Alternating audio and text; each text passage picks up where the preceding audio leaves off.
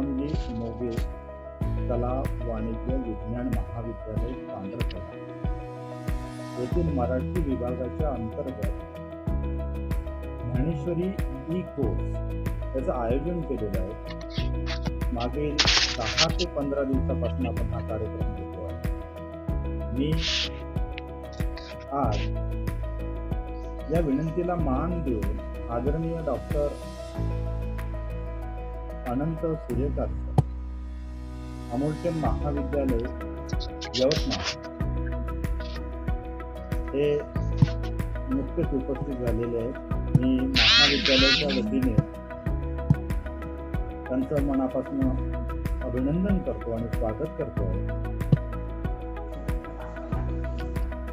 या ग्रुपवर विविध महाविद्यालयाचे सन्माननीय प्राध्यापक उपस्थित झालेले आहेत, त्यांचंही मी स्वागत करतो आहे। त्याचबरोबर संशोधक, विद्यार्थी, वाचक, रसिक, श्रोते सुद्धा इथे आलेले आहेत। या सर्वांचं महाविद्यालयाच्या वतीनं मी मनापासून स्वागत करतो आहे, अभिनंदनही करतो आहे।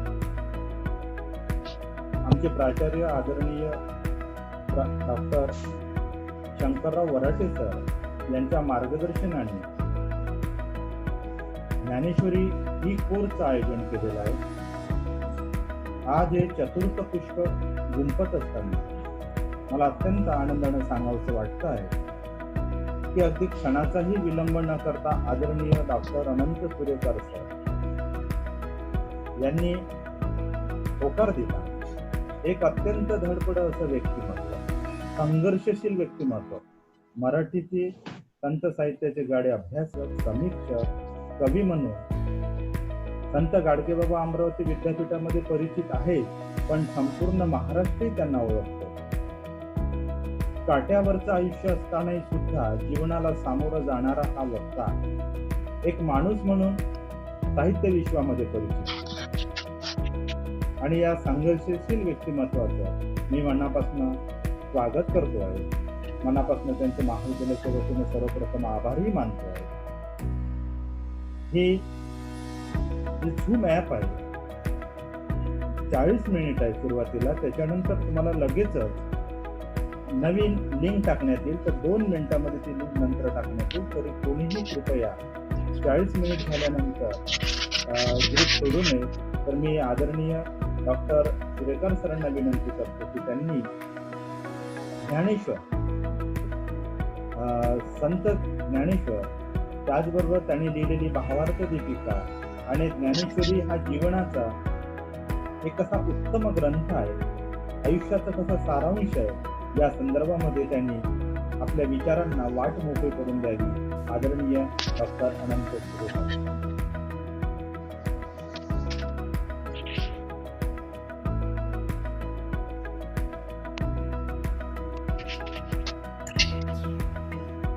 हा बोला सुरेकर, सुरू करा।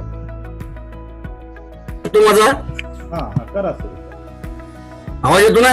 हो येतो आवाज येतो। हा ठीक, okay sir, okay.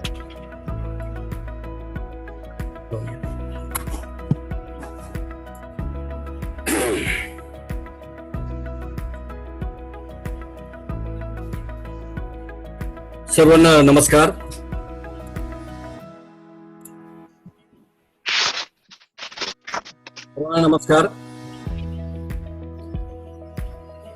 Shivramji Moghe कला वाणिज्य महाविद्यालय आणि विज्ञान महाविद्यालय पांढरकवडा या महाविद्यालयाचे संस्थापक अध्यक्ष, महाराष्ट्र राज्याचे माजी मंत्री आदरणीय शिवाजीराव मोघे साहेब,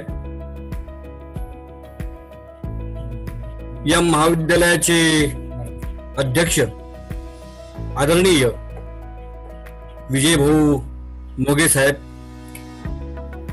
महाविद्यालयाचे प्राचार्य आदरणीय श्रीमान शंकररावजी वराटे सर, मराठी विभागाचे विभाग प्रमुख आमचे मित्र डॉक्टर नरेश महाजन सर, तद्वतच दुसरे मित्र आदरणीय डॉक्टर विश्वजित कांबळे सर,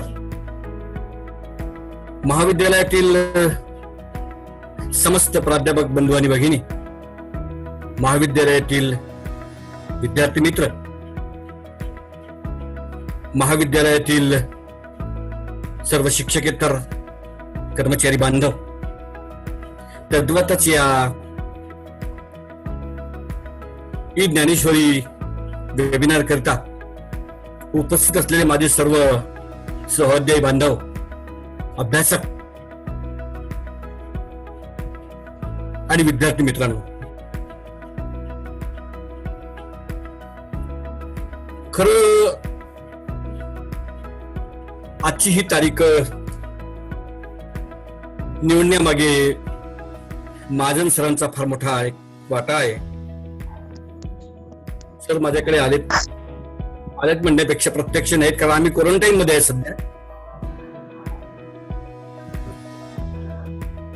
भ्रमणध्वनीवरून संभाषण झालं आणि तुमच्या महाविद्यालयाने हा एक उपक्रमच आयोजित केलेला आहे. उपक्रमाला आपली उपस्थिती प्रार्थनीय आहे. सरांच्या शब्दाला होकार दिला आणि आज तुमच्या सर्वांच्या सेवेमध्ये मी या ठिकाणी हजर आहे. बालचंद महाविद्यालय यवतमाळ या ठिकाणी मराठी विभागामध्ये मी काम करतो, अध्यापकीय काम करतो, विद्यार्थी घडविण्याचं काम करतो. आज ही ज्ञानेश्वरी संकल्पना आपल्याला कशी काय वाटते? आज जिकडे जाऊ तिकडे तर ईवर काम चालू आहे. त्याच्यामध्ये आमच्या ज्ञानेश्वरीचा सुद्धा नंबर लागलेला आहे. अशी ही ज्ञानेश्वरी, ई ज्ञानेश्वरीवरच ही आज व्याख्यान या ठिकाणी आयोजित केलेलं आहे. तसं व्याख्याता नाही, व्याख्याता म्हणजे व्यवसायाने व्याख्याता आहे असा व्याख्याता नाही. सरांनी जो तो परिचय करून दिला आपल्याला, तो आता एक माझं मोठेपण सिद्ध करायला केला असेल कदाचित. तेवढा मी अभ्यासक नाही, पण संत साहित्याचा एक थोडा अभ्यास आहे. विद्यार्थी मित्रांनो बघा, थोडसे एक आपल्या समोर एक श्लोक मी जाहीर करतो सर्वांसमोर. थोडासा आवाज येत आहे सर कुठला तरी? कुठल्या तरी चालू आहे सर? येतोय आवाज, येतोय सर. नाही, तुमच्या इकडला कुठला तरी एक कोणाच्या इकडला तरी माईक चालतो आहे, म्हणजे तो आवाज इकडे येत आहे मला. हा करतो बंद सर, मायक्रोफोन करतोय, सांगतोय. एक श्लोक मी आपल्या पुढे सादर करतो आणि त्याच्यानंतर मी सुरुवात करतो. महाराष्ट्राची माय मराठी, महाराष्ट्राची माय मराठी, आळंदी सजन्मली, धन्य ती ज्ञानेश्वर माऊली, धन्य ती ज्ञानेश्वर माऊली.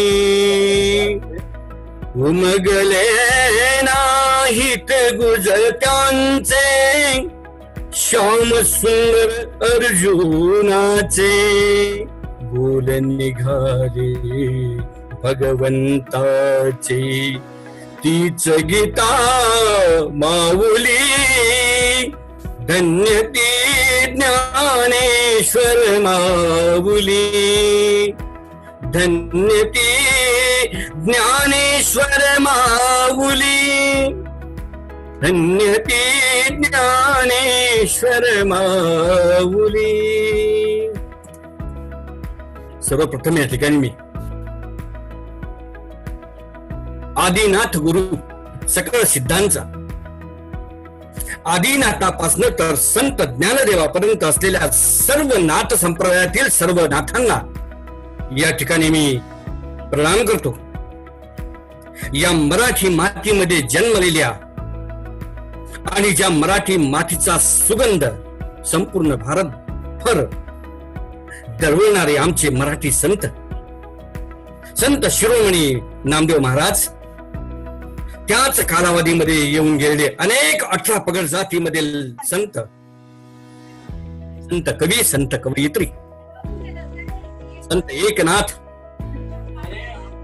तुकोबापर्यंत अलीकडच्या काळातील संत राष्ट्र संत तुकडोजी महाराज, कर्मयोगी गाडगे बाप्पापर्यंत सर्व संतांना मी या ठिकाणी नमन करतो.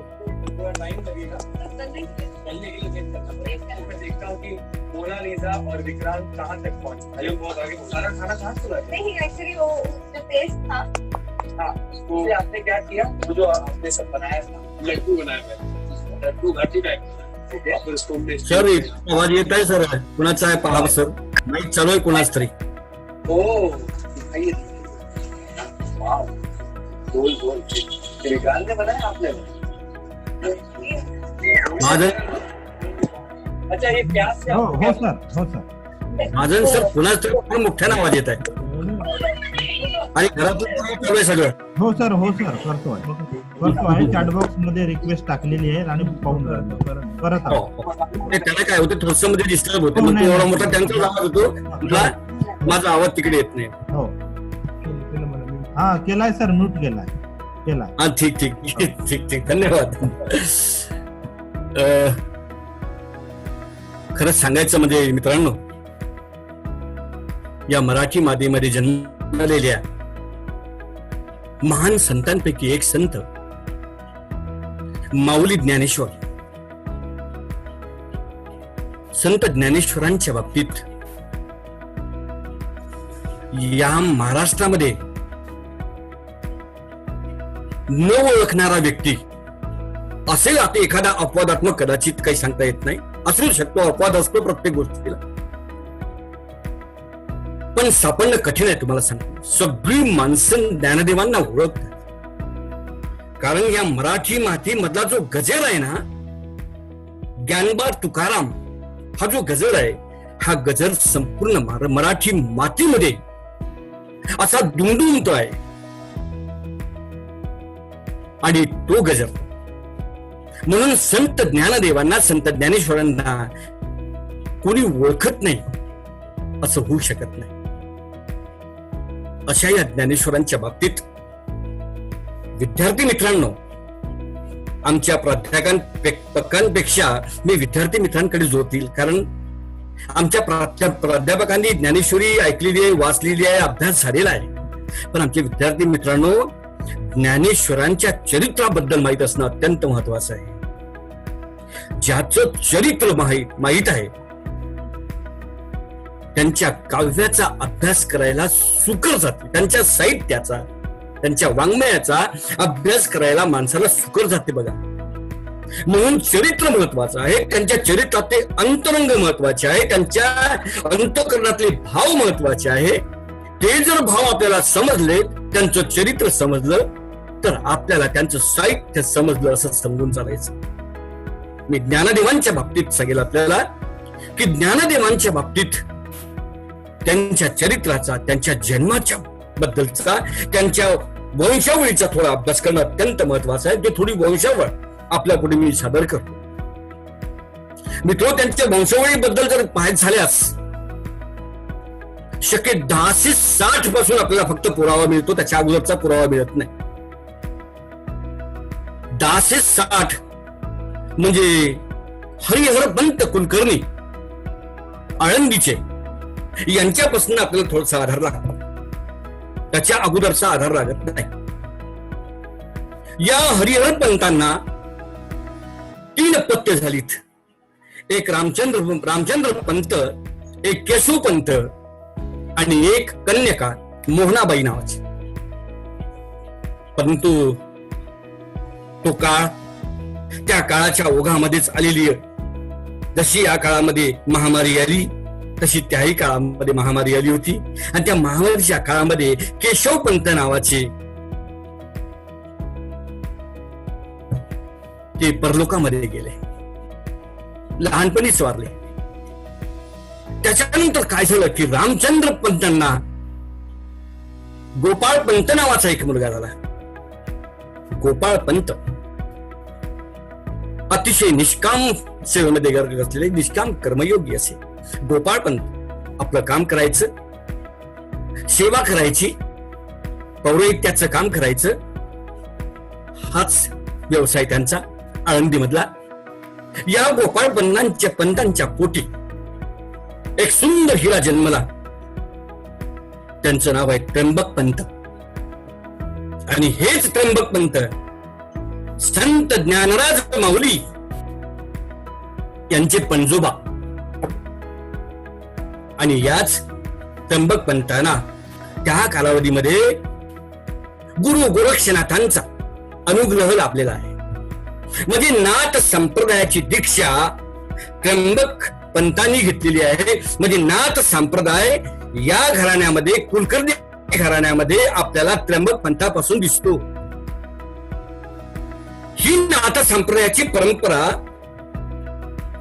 त्र्यंबक पंथाने आणलेली आहे. आपल्या कुलकर्णी घराण्यामध्ये त्र्यंबक पंतांना एक अपत्य झालं.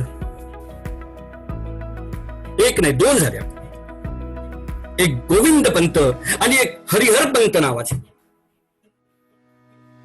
पण मित्रांनो, काळाच्या ओघात काही येतात, काही जातात. जनन मरण, पुनरपि जनन पुनरपि मरणम, अशा प्रकारचं हे सगळं होत असतं. आणि सिंघम देव यादवांच्या त्या एका लढाईमध्ये हरिहर पंत मारले गेले. राहिले फक्त गोविंद पंत जिवंत. आणि या गोविंद पंतांनी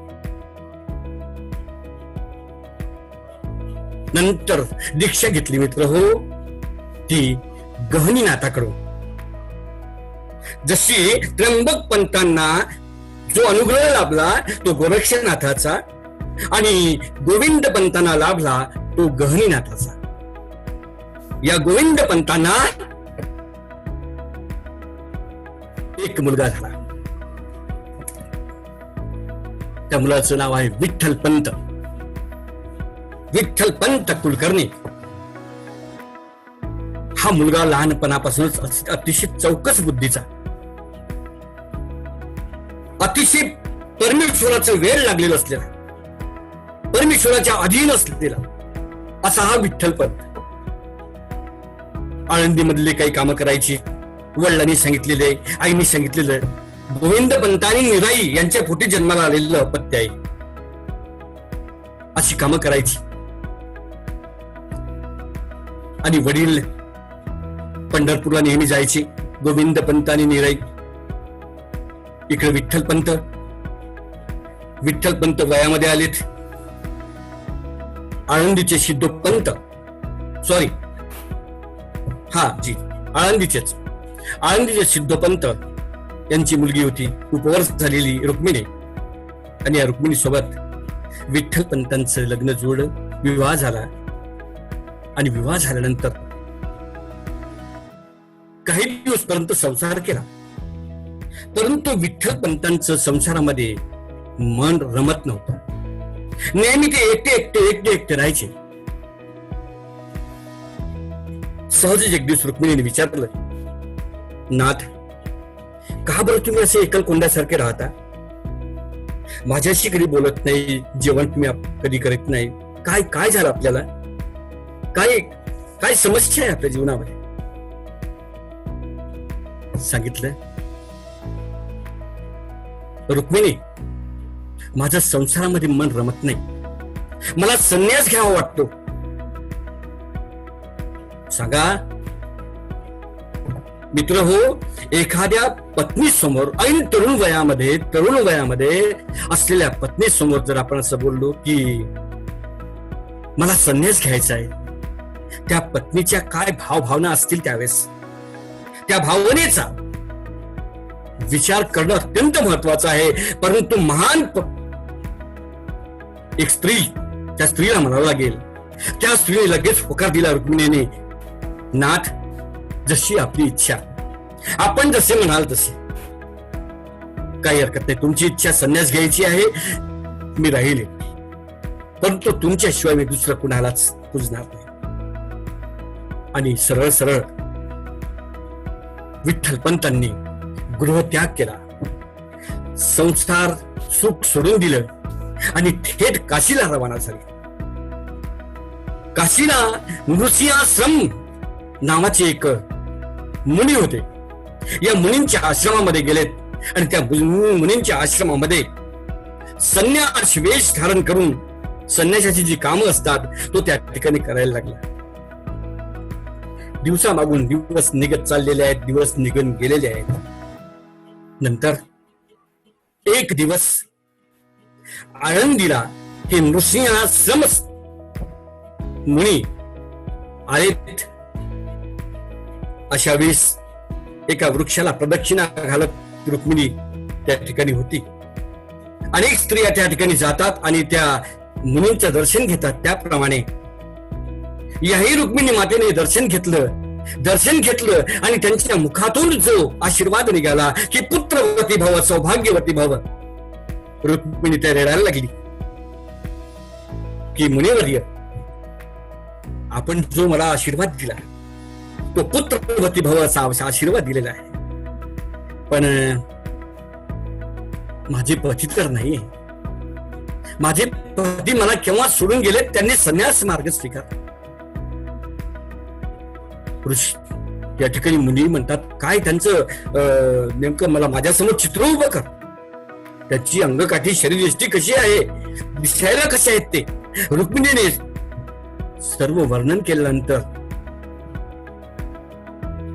लगेच अंतर्ज्ञानाने मुनींनी ओळखलं, अरे जो आपल्या आश्रमात इतके दिवसापासून काम करतो आहे त्याचं नाव चैतन्याश्रम. चैतन्य हे नाव ठेवलं होतं. चैतन्याश्रम त्या संन्यासाचं नाव होतं. तो चैतन्याश्रम म्हणजे विठ्ठलच असला पाहिजे. आणि म्हणून त्या ठिकाणी ऋषी मुनीवर पुन्हा वापस गेले आणि चैतन्य श्रमाला सांगितलं, नृसिंह श्रमानी, की हे चैतन्य श्रमा, तुझी पत्नी तुझी त्या ठिकाणी वाट पाहत आहे, चल निघ लवकर, जा आळंदीला आणि आपल्या पत्नी सोबत पुनश्च संसार कर. तो म्हणायला लागला की मुनिवर्य, मी आता पुनश्च गृहस्थाश्रमात जाऊ काय? मला काय म्हणतील, समाज काय म्हणेल? तू त्याची चिंता करू नकोस. जा तू, तुझ्याकडनं फार मोठं कार्य होणार आहे. तुझ्या पोटी जन्माला येणारी जी अपत्य आहेत ना, ती अपत्य या जगाचं भलं करणार आहेत. जगाचं भलं करणारे मुलं तुझ्या पोटी जन्माला येणार आहेत. तू लवकर निघून जा. मुनिवरांचा आशीर्वाद घेतला, दर्शन घेतलं आणि आलेत आळंदीला. मोठ्या थाटामाटामध्ये रुक्मिणीताईंनी स्वागत केलं आणि पुनश्च संसाराला सुरुवात झाली. दोस्तो, या ठिकाणी पहा, संसार चालू आहे आणि संसार बहरत आहे. अनेक लोकांचं लक्ष आहे. गावात चर्चा सुरू झाली, मोठमोठ्या मंडळीमध्ये चर्चा सुरू झाली. आणि संन्यासी झालेला मनुष्य पुन्हा गृहस्थाश्रमात आला म्हणजे आपल्या धर्माच्या विरुद्ध गेलेला आहे. याला जगण्याचा अधिकार नाही, याला जगण्याचा अधिकार नाही. गावच्या लोकांनी त्याला बहिष्कृत केलेला आहे. गावच्या म्हणण्यापेक्षा संपूर्ण व्यवस्थेने बहिष्कृत केलेला आहे. या दोघांना, रुक्मिणीताई आणि विठ्ठलपंतांना बहिष्कृत केलं आणि बिचारे आपले बहिष्कृतपणे जीवन जगतात. मित्र हो, बहिष्कृतेचं काय वर्णन असते किंवा काय आचरण असते बहिष्कृत केलेल्या माणसाचं, हे त्याच व्यक्तीला माहित असते. खायला अन्न नाही, प्यायला पाणी नसते. मित्र, या ठिकाणी मी तुमच्या समोर ते उदाहरण देणार नाही, पण एक पुस्तक आहे मित्र, दलितांवरील अन्याय आणि अत्याचार, प्राध्यापक अशोक गोडघाटे यांनी लिहिलेला एक अतिशय सुंदर असा ग्रंथ आहे. आपण वाचावा, कारण बोलता बोलता हा संदर्भ आला म्हणून तुमच्याकडे देतो. विद्यार्थी मित्रांनो, लिहून ठेवा की बहिष्कृत केलेल्या व्यक्तीचं जीवन काय असते, गावकुसा बाहेर राहणाऱ्या व्यक्तींचं जीवन काय असते. ज्याला खायला, ज्याला प्यायला, ज्याला लिहायला मिळत नाही, त्यांचं जीवन काय असते त्या ग्रंथामध्ये वाचा. तसं बहिष्कृत जीवन या ठिकाणी रुक्मिणीताई कुलकर्णी आणि विठ्ठलपंत कुलकर्णी जीवन जगतात. पण योगायोगाने नाही म्हणा तो, कारण संतती प्राप्त होणारच होती. संसार म्हटल्यानंतर संतती प्राप्त होणंच आहे. मित्र हो, पहिला मुलगा जन्माला आला निवृत्तीनाथ शके 1195 मध्ये. शके 1195 मध्ये म्हणजेच मित्र इसवी सन 1273. लक्षात ठेवा, इसवी सन आणि शके याच्यामध्ये 78 वर्षाचं अंतर आहे. शकेमध्ये जर तुम्ही 78 वर्ष मिळवले तर तुम्हाला इसवी सन सापडून जाते. शके 1195 मध्ये इसवी सन 1273 पहिलं पत्ते जन्माला आलं, त्याचं नाव निवृत्तीनाथ ठेवण्यात आलं. दुसरं पत्ते जन्माला आलं शके 1197 आणि त्याचं नाव ठेवण्यात आलं आपलं 1197, त्याचं नाव संत ज्ञानेश्वर, माऊली ज्ञानेश्वर, इसवी सन 1275. तिसरं पत्ते जन्माला आलं सोपानदेव शके 1199 आणि इसवी सन 1277. आणि चौथं पत्ते जन्माला आलं माऊलीच्या रूपामध्ये, कन्याच्या रूपामध्ये मुक्ताबाई शके 1201 म्हणजे इसवी सन 1279. अशी ही 4 पत्ते जन्माला आली. मित्र हो, लक्षात ठेवा, ही 4 पत्ते जन्माला आल्यानंतर काय परिस्थिती असेल त्या प्रापंचिक जीवनाची, काय असेल परिस्थिती, विठ्ठलपंताची काय परिस्थिती असेल, रुक्मिणीताईच नाही तर निवृत्तीनाथांची, ज्ञानदेवांची, सोपांची आणि मुक्ताईची काय परिस्थिती असेल. मित्र हो, अशा या त्या काळातल्या समाज व्यवस्थेमधून जाताना काय अडचणी आल्या असेल. मित्र हो, ज्ञानदेव हे स्वतः ब्राह्मण होते, लक्षात ठेवा. ज्ञानदेव त्यांचा पूर्ण परिवार हा ब्राह्मण असून सुद्धा ब्राह्मणवादाच्या विळख्यात सापडलेला आहे. नॉट ब्राह्मणवाद. ब्राह्मण हा वेगळा आहे आणि ब्राह्मणिझम आणि ब्राह्मणवाद वेगळा आहे. तुम्ही आम्ही सगळे जे सापडलो ते ब्राह्मणवादाच्या कचाट्यामध्ये, मनुवादाच्या कचाट्यामध्ये. त्याच्यात ज्ञानदेव सुटला नाही. अतिशय त्रास झाला. विठ्ठलपंतांनी ठरवलं होतं की माझ्या मुलाचा उपनयन संस्कार करायचा आहे, मौजी बंधन करायचं आहे, बटू संस्कार करायचा आहे. एकही पुरोहित, एकही भट आळंदी मधला तयार नव्हता. आणि ज्या लोकांनी पंच कमिटीने निर्वाळा दिला, भटांच्या कमिटीने निर्वाळा दिला की जोपर्यंत तुम्ही 2 जण जलसमाधी घेणार नाही तोपर्यंत हे कार्य होणार नाही. ते आम्ही नंतर पाहू काय करायचं ते, पण तुम्हाला जलसमाधी घ्यावी लागेल. विठ्ठलपंत कुलकर्णी आणि रुक्मिणीताई कुलकर्णींना जलसमाधी घ्यावी लागली. मित्र हो, लक्षात ठेवा, पंच कमिटीचा निर्वाळा जर असा होत असेल, येत असेल, आजच्या काळात जर एखाद्या व्यक्तीला आत्महत्येस जर कोणी प्रवृत्त केलं असेल तर तो मनुष्य किती दोषी असतो हे आपल्याला माहित आहे. आजच्या काळानुसार त्या काळामध्ये कायदे कोणाच्या हातामध्ये होते? काही संस्थेच्या हातामध्ये कायदे होते. त्या संस्थेने जसं म्हणावं तसं वाव चालायचं. असे कायदे काढून दोघांनी जलसमाधी घेतली, ये लोकांचा निरोप घेतला आणि निघून गेले 4 अपत्यांना सोडून. मग नंतर झालं का मौजी बंधन? अजिबात नाही, नंतर सुद्धा नाही. नंतर तर अतिशय त्रास झाला, अतिशय त्रास झाला 14 जणांना. त्याच पिरियड मध्ये मित्र हो, निवृत्तीनाथांना गहनीनाथांचा अनुग्रह लाभला. गहनी प्रसादे निवृत्ती दातारू असं म्हणतात. गहनी प्रसादे निवृत्ती दाता. गहनी प्रसादाने निवृत्तीनाथाला अनुग्रह दिला, बोध दिला आणि तोच बोध निवृत्तीनाथाने संत ज्ञानदेवाला दिला. मित्र हो, पहा, आदिनाथ, मच्छिंद्रनाथ, गोरक्षनाथ, गहनीनाथ, निवृत्तीनाथ आणि ज्ञानदेव, कशी ही नाथाची परंपरा आहे. ज्ञानदेवांच्या घरामध्ये ही नाथ परंपरा आहे. मित्र हो, हे सगळे योगाभ्यासी आहेत, योगाकडे वळणारे आहेत सगळे. म्हणून ज्ञानदेवांना आपल्याला ऐकण्यात असेल की ज्ञानदेवाला योग्याचे योगी असं म्हटलेलं आहे. योग्यांची सावली तुमची आमची सर्वांची माऊली. या ज्ञानदेवांच्या बाबतीत ज्ञानदेवांनी सगळं आपल्या डोळ्यांनी पाहिलं. मित्र हो, जवळून पाहिलं डोळ्याने.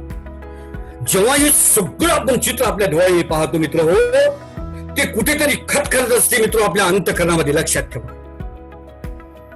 आणि मग ज्ञानदेवांच्या या सर्व गोष्टीला मित्र ओघ, त्यांच्या अंतस्फूर्ती ज्याला म्हणतो आपण, ती अंतस्फूर्ती त्यांच्या हृदयामधून निघत गेली ज्ञानदेवांच्या. आणि ज्ञानदेव वळले, ज्योत से ज्योत जगाते चलो, प्रेम की गंगा बहाते चलो, या उक्तीला अनुसरून ज्ञानदेव पुढे निघालेत. मग आता काय करायचं आहे? त्या काळातला समाज अज्ञानी, अनेक लोकांवर अन्याय अत्याचार होत आहेत, वर्णाश्रम आहे, जाती व्यवस्था आहे, वंश वेगवेगळ्या प्रकारचे दिसतात. हे सगळं ज्ञानदेवांनी आपल्या उघड्या डोळ्यांनी पाहिलं. आणि ज्ञानदेवांना असं वाटलं की आता आपण काहीतरी केलं पाहिजे. माझा जन्म कशासाठी? मी काहीतरी केलं पाहिजे. मी जन्माला आलो, जन्माशी येऊन मरण हे पुकाचे, हे तो शहाण्याचे काम नव्हे. मी काहीतरी करावं, आता त्याच्यासाठी मी जन्माला आलोय. चला आता जगाचा उद्धार करायचा आहे. म्हणून जगाच्या कल्याणा संताच्या विभूती, देय कष्टभीती परोपकारी असं म्हटलेलं आहे जगद्गुरु तुकोबांनी. आता तिकडे वळलेले आहेत ज्ञानदेव. ज्ञानदेव अतिशय अभ्यासू, फार अभ्यास, संस्कृत भाषेचा अभ्यास झालेला, इतरही भाषेचा अभ्यास झाला. मित्रांनो, आपल्याला वाटेल कदाचित, पुढे बोलेल मी थोडं याबद्दल, की ज्ञानेश्वरांना विविध भाषेचा अभ्यास होतो इतक्या कमी वयामध्ये. पहिले तर हे सगळे अनुभव समाजामधले घेतलेलेच आहेत. जन्मापासून तर इथपर्यंत त्यांचे सगळे अनुभव आहेत, पूर्ण अनुभव आहे, उघड्या डोळ्याने पाहिलेलं आहे सगळं. मग आता काय? आता बसून जमणार नाही, आता बसलेलं जमणार नाही, आता जागं व्हायला पाहिजे. आपण बस स्वतः जागं व्हायचं नाही तर इतरांनाही जागं करायचं आहे, समाजात जागा करायचा आहे. आणि ज्ञानदेवाने तेच कार्य केलं मित्र हो. ज्ञानदेवानी ज्ञानेश्वरी या ग्रंथाची निर्मिती केली असं म्हणणार नाही मी सध्या, पण ज्ञानेश्वरांनी असा गुणात्मक ग्रंथ आपल्या पुढे सादर केला दोस्त. काय त्या ग्रंथाचं वर्णन करा. संत नामदेवानं तर असं म्हटलेलं आहे की नामा म्हणे तया ग्रंथ श्रेष्ठ ज्ञानदेवी, नामा म्हणे तया ग्रंथ श्रेष्ठ ज्ञानदेवी, एक तरी होवी अनुभवावी. काय बोलाव मित्र, एक जरी होळी आपण ज्ञानदेवी मधली अनुभवली ना, तर जीवनाचा सार गवसल्याशिवाय राहत नाही. तर सांगतो तुम्हाला, सोपं नाही दोस्तो, पण ज्ञानेश्वरीच्या तुम्हाला अंतरंगात जावं लागेल. बाह्यांग स्वरूपात समजत नाही. कोणी किती म्हटलं, अनेक लोक टीका करतात ज्ञानेश्वरीवर, कशाला पाहिजे ज्ञानेश्वरी अभ्यासासाठी आपल्याला, अनेक लोकांचा आहे असं आरोप प्रत्यारोप असतो. पण दोस्त हो, ज्ञानेश्वरी हा ग्रंथ नित्य नूतन आहे, लक्षात ठेवा. नित्य नूतन, काळ कोणताही येऊ द्या, संगणकीय काळ आहे, ज्ञानेश्वरी नित्य नूतन आहे. आणखी पुढचा कोणता केमिकलचा काळ येऊ द्या, ज्ञानेश्वरी नित्य नूतन राहणार आहे. तुम्हाला सांगतो, नाविन्य पूर्ण राहणार आहे. ज्ञानेश्वरी सारखं लिखाण तुम्हाला सांगतो मी, जगाच्या पाठीवर कोणीच केलं नाही. इतकं मोठं लिखाण ज्ञानेश्वरी मध्ये झालं, फार मोठं लिखाण, सुंदर लिखाण, फक्त आपल्याला समजून घ्यायचं. ज्ञानदेवांनी मित्र हो, ज्ञानदेवीच्या 9व्या अध्यायाच्या आरंभी लिहिलं आहे की आता अवधाने ऐकले विजय, मग पात्र सुखाशी होईजे, हेची प्रतिज्ञोत्तर माझे उघडे का. सांगा तुम्ही, आता एवढा मोठा महान योगी, योग्यांचाही योगी आपल्याला म्हणतो, फक्त माझ्याकडे तुम्ही लक्ष द्या. मी जे तुमच्यासाठी वाघ यज्ञ मांडलेला आहे, त्या वाघ यज्ञातून जे काही बाहेर पडेल ते तुमच्यासाठी आहे. त्याचा तुम्ही आस्वाद घ्या, पहा तुम्हाला जगामध्ये आनंद लाभेल. मित्र हो, मी या ठिकाणी असं आपल्याला म्हटलेलं आहे की ज्ञानेश्वरांना अतिशय त्रास झाला, अन्याय झाला, संघर्षमय जीवन आहे. हे सगळं जरी आहे तुम्हाला सांगतो मी, पण ज्ञानेश्वरांनी एका तरी अभंगामध्ये दाखवा मला. मी आव्हान करतो आपल्याला, एका तरी अभंगामध्ये ज्ञानदेवाने माझ्या जीवनामध्ये एवढा संघर्ष झालेला आहे, या लोकांनी माझ्यावर अत्याचार केला, या लोकांनी आम्हाला वाईट टाकलं, असं कुठं दाखवा. ज्ञानेश्वरीत दाखवा, अमृतानुभवामध्ये दाखवा, चांगदेव 65 मध्ये दाखवा, हरिपाठाच्या अभंगात दाखवा. वेगवेगळे भावकाव्य निर्माण केले ज्ञानदेवांनी, त्याच्यात दाखवा. विरहिणीमध्ये दाखवा किंवा गवळणीमध्ये दाखवा. कुठेच नाही. आत्मप्रौढी नाही, आत्मप्रौढी तर अजिबात नाही. हे ज्ञानेश्वरांनी केलेलं कार्य आहे ज्ञानेश्वरीचं. मित्र हो, एवढं सगळं असताना त्या काळामध्ये काही बाकी लोक नव्हते काय? संत नव्हते काय? होते. मग ज्ञानेश्वराला केवळ पुढच्या काळाला समजलाच का ज्ञानेश्वराने ज्ञानेश्वरी निर्मिती केली? का निर्मिती मागची कारण काय? कारण मीमांसा काय ज्ञानेश्वरांच्या? का निर्माण करावी त्यांनी? काय कारण आहे याला? आता हो, प्रत्येकाच्या जीवामध्ये घडामोडी होत असतात. आहे संघर्षमय जीवन. सरांनी परिचयामध्ये माझ्या बाबतीत सांगितलंय. आहे मित्र, फार संघर्षमय जीवन आहे. तो विषय वेगळा आहे, त्याचा वापर या ठिकाणी नको. मग काय माझी आत्मप्रौढी मिळवायची काय? माझा इतका संघर्ष झालेला आहे. अनेक लोक आमचे आहेत लिहिणारे असे स्वतःचं आत्मचरित्र, आणि त्याच्यामधून मग माझं जीवन कसं संघर्षमय झालं ते संघर्षमय आणि उत्कर्ष इथपर्यंत येऊन ठेवतो आम्ही. ज्ञानदेवांनी कुठेच त्याचा लवलेशही आणला नाही, कुठेच तुम्हाला दिसणार. आणि म्हणून निर्मिती मागचं रहस्य आपण शोधलं पाहिजे मित्र. ज्ञानेश्वरी निर्मिती का केली? अनेक लोकांचे असे वेगवेगळे त्याच्या संदर्भातले संदर्भ आहेत की मोर फाटक नावाचे आपले फार मोठे विचारवंत आहेत आपल्या मराठी साहित्यामध्ये. त्यांचं असं म्हणणं आहे की ज्ञानेश्वरांनी त्या काळामध्ये जी निर्मिती केली आहे ज्ञानेश्वरीची, त्याचं मागचं कारण म्हणजे इस्लामाचं झालेलं आक्रमण या महाराष्ट्रावर. मित्र हो, इस्लामाचं आक्रमण आणि ज्ञानेश्वरीची निर्मिती किंवा ज्ञानेश्वरीचं प्रयोजन की ज्ञानेश्वरीचा हेतू हेच खरं जुळणारं वाटते का आपल्याला? इस्लामचं आक्रमण झालं म्हणजे अरे आक्रमण झालं त्यांचं, हे तर मान्य आहे. बाबणीचं आक्रमण झालेलंच आहे. रामदेवराव यादव हे देवगिरीचे राजे होते, त्यावेळेस बामणीचं आक्रमण झालं. मग हे कारण असू शकते काय?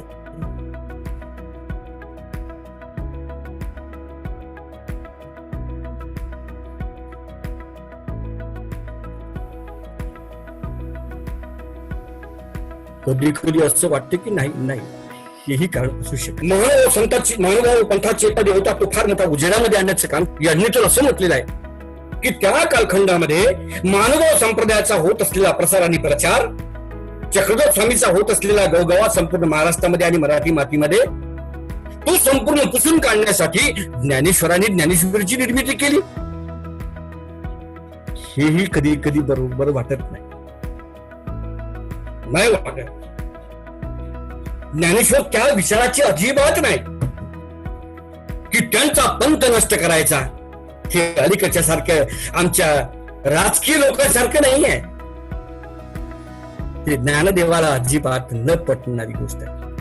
पण डॉक्टर व्ही कोलत्यांनी असं या ठिकाणी म्हटलेलं आहे की चक्रधर स्वामीचं कार्य नष्ट करण्यासाठी, त्यांचा पंथ नष्ट करण्यासाठी, त्यांचे विचार, त्यांचं तत्वज्ञान नष्ट करण्यासाठी ज्ञानदेवाने ज्ञानेश्वरीची निर्मिती केली असं म्हटलेलं आहे. त्यानंतर भारत सुंठणकर नावाचे एक फार मोठे विचारवंत आपल्या समीक्षक हे म्हणतात की समाजामध्ये असलेला भेदाभेद हा नष्ट करण्यासाठी आणि भेदाभेद विरहित समाज व्यवस्था या ठिकाणी निर्माण करण्यासाठी संत ज्ञानेश्वरांनी ज्ञानेश्वरीची निर्मिती केली. मला हे योग्य वाटत नाही वाटत. भेदाभेद तर होताच, प्रत्यक्ष त्याच्यामधलं ते मूर्तिमंत उदाहरणच आहे. भेदाभेद आहेच, पण तेही कारण असू शकते का? नाही, तेही कारण असू शकत नाही. नंतर वदी कुलकर्णी असं म्हणतात की कोणत्याही संत महात्म्याची निर्मिती झालेली आहे तो जगाचं रक्षण करण्यासाठी, धर्माचं रक्षण करण्यासाठी, समाजाचं रक्षण करण्यासाठी झालेला आहे. जसं गीतेमधल्या 2ऱ्या अध्यायामध्ये भगवान कृष्ण म्हणतात की यदा यदा हि धर्मस्य ग्लानिर्भवति भारत अभ्युत्थानम् अधर्मस्य तदात्म्यानं सृजाम्यहम् परित्राणाय साधूनां विनाशाय च दुष्कृतम् धर्म संस्थापनार्थाय संभवामि युगे युगे. जेव्हा जेव्हा पृथ्वी तलावर अनिती, यादवी, बेबंदशाही, हुकुमशाही, सामाजिक व्यवस्था नष्ट करणारी जी काही अशी मंडळी जन्माला येतात, त्यांचं अधपतन करण्यासाठी, त्यांचा नाश करण्यासाठी इथे कोणीतरी अवतार धारण करत असतो आणि धर्माची पुनर्स्थापना करत असतो. तेही कारण होऊ शकत नाही. तेही कारण नाही. धर्माची स्थापना करण्यासाठी, धर्माचं रक्षण करण्यासाठी हे कारण नाही. आणि अना देशपांडे सर यांचं असं म्हणणं आहे, जरा वेगळंच आहे, की या मराठी मातीमध्ये वैराग्याचं बळ वाढावं. वैराग्याचं पूर्ण काय वैरागीच निर्माण करायची आहे का आपल्याला? वैराग्याचंच बळ वाढवायचं आहे का? नाही, अजिबात नाही. हे ज्ञानदेवाच्या, ज्ञानेश्वरीच्या निर्मिती मागची कारण मीमांसा होऊ शकत नाही.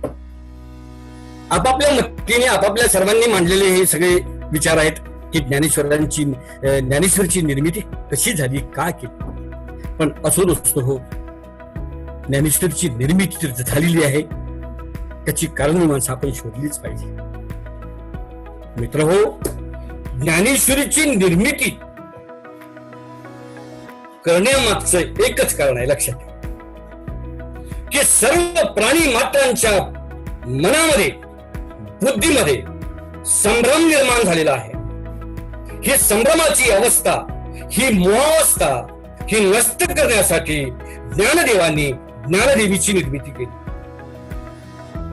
संभ्रम निर्माण, मित्र लक्षात ठेवायचं कधी, जेव्हा एखाद्या व्यक्तीच्या मनात संभ्रम निर्माण होत असतो, संभ्रमावस्था होत असते, तेव्हा त्याचं मन, त्याची बुद्धी भ्रष्ट झालेली असते. याचं मूळ ज्ञानेश्वराला भगवद्गीतेमध्ये दिसलं, लक्षात ठेवा. हे मूळ जे आहे ना, हे भगवद्गीतेमध्ये दिसलेलं आहे. काय भगवद्गीतेमध्ये पाहिलं ज्ञानदेवांनी? काय दिसलं? भीष्म पर्वामधली गोष्ट दिसली, लक्षात ठेवा. तुम्हाला सांगतो, भीष्म पर्व, महाभारतामधलं भीष्म पर्व, आणि त्या भीष्म पर्वामध्ये असलेली जेव्हा हे कौरव आणि पांडवांची सेना सगळी समोरासमोर येते. कौरवांच्या बाजूने दिग्गज आहेत, रथी, महारथी. पांडवांच्या बाजूने सुद्धा महारथी आहेत, सारथी आहे कृष्ण, माधवासारखा व्यक्ती. अशा वेळेस अर्जुनाच्या मनात संभ्रम निर्माण झाला. विद्यार्थी मित्रांनो, जे आता पुढे अभ्यास करणारे आहेत, मराठी साहित्याचा, ज्ञानेश्वरीचा काळजीपूर्वक लक्ष ठेवा. अत्यंत महत्वाचा भाग आहे. काही लोकांना वाटत असेल की ह्या सगळ्या गोष्टी कालबाह्य झालेल्या आहेत, याची काय गरज आता, असंही म्हणणारा एक वर्ग असतो. याची गरज नाही. पण लक्षात ठेवा, हे जे सगळं भविष्य चालते ना, हे भूतकाळावर चालत असते, लक्षात ठेवा. भूतकाळाचा आधार घेऊन वर्तमान स्थितीमध्ये जगून भविष्याचा वेध घ्यायचा असतो, लक्षात ठेवा. आणि म्हणून आपण भूतकाळाला कधी विसरायचं नसते. जी माणसं भूतकाळाला विसरलीत, जी माणसं इतिहासाला विसरलीत, ते इतिहास घडू शकत नाही, लक्षात ठेवा. असे डॉक्टर बाबासाहेब आंबेडकर म्हणतात. भविष्य महत्वाचं आहे. आणि म्हणून ह्याच्यातले जुन्या काही असतात गोष्टी आपल्या, त्या कधी विसरायच्या नसतात. अर्जुनाच्या मनात संभ्रम निर्माण झाला. अर्जुन स्थितप्रज्ञ झाला, गर्भगृहीत झाला. त्याला सुचत नव्हतं काहीच. एकदम दोन्ही सैन्याच्या मधोमध्ये त्यांनी तो रथ न्यायला सांगितला सारथी माधवाला, आणि माधवाने तो तो रथ त्या ठिकाणी आणला आणि म्हणायला लागला, बस माधवा तू काही म्हण, मला हे युद्ध करायचं नाही. माझ्या समोर असलेले सगळे माझे आप्तगण, माझी रक्ताची नाती आहेत. कुलगुरु कृपाचार्य, गुरु द्रोणाचार्य, आदरणीय भीष्म पितामह, माझे 100 भाऊ आणि सगळे असलेले सेनापती हे माझे अतिशय जवळचे आणि नात्यातले आहेत. रक्ताचं नातं आहे. मी त्यांच्या विरुद्ध गांडीव धनुष्य कधी घेऊ शकणार नाही. चल मी माघारी वळतो. कृष्ण विचार करतो, हे अर्जुना, तुझ्या मनात मोह निर्माण झाला मान्य आहे मला. तुझ्या मनात संभ्रम निर्माण झाला हे मान्य आहे. संभ्रमित झालाय तुझं मन, पण त्या मार्गाने जाऊ नकोस. तुझ्याकडनं जे कार्य व्हावायचं आहे ना ते तुला करावंच लागेल. मी करणार नाही. मी पहिलेच सांगितलंय की हातामध्ये मी धनुष्य किंवा शस्त्र कोणतं घेणार नाही. मी फक्त या पांडवांचं सारथ्य करील. मी फक्त सारथी आहे.